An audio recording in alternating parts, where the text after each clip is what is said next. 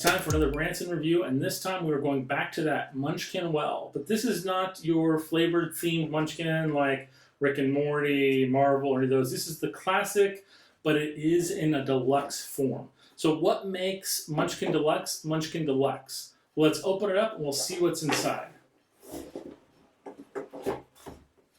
So normally with the game, you get the manual, you get the cards, you get dice, but on this version, you get an actual game board. So this is going to give you between 1 through 10. And the reason why is because to win the game, you have to get to level 10. So you can actually use this as a placement board specifically for getting to that point. On top of that, you do have your dice, you have your draw cards for the doors, and you have your treasure cards for the treasures, just like you normally would. We've actually picked up a couple of these because these are really kind of cool. These are kilometers. They're designed specifically for keeping track of your power levels, so that when you're trying to find out what like your items and your level all add up to, it's a little bit faster for fighting monsters.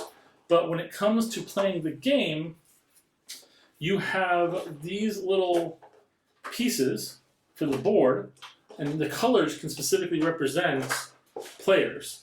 Now also, you get these little cards, and these cards specifically also represent you, so people can see like, oh, I'm this guy, so they know without having to look too hard that you're pink. And then on top of that, you can basically shift between male or female depending on the player.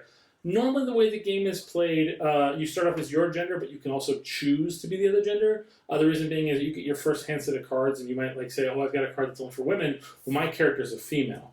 And then there are curses in the game that can literally change your sex, that can basically make you no longer a female, and then not be able to use those items.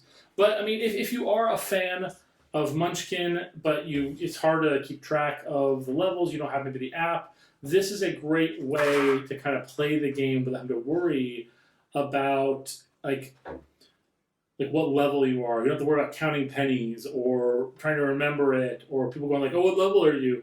It's right there on the board, and it makes it really easy to figure it out. So if you haven't got Munchkin yet, I definitely recommend this version over the regular Munchkin. A lot of the newer models that are like the specialty versions like Marvel, Rick and Morty, or those other ones, they have player cards. And those player cards have the level counters on them. So it's not a board, but it's still a lot easier keeping track and not forgetting and not having to basically constantly ask your cohorts, what level are you? What level are you? But, I mean, Munchkin is a really fun game. So if you, like I said, if you've seen our other videos, if you've been wanting to buy Munchkin, but you've been thinking, let's hold off, maybe you're not a big fan of the themes that we've showed off already, then this is a nice vanilla version focused primarily on like the D&D traditional monsters, and it's just a really fun game. Well, hopefully you guys like this video. We'll see you guys next time.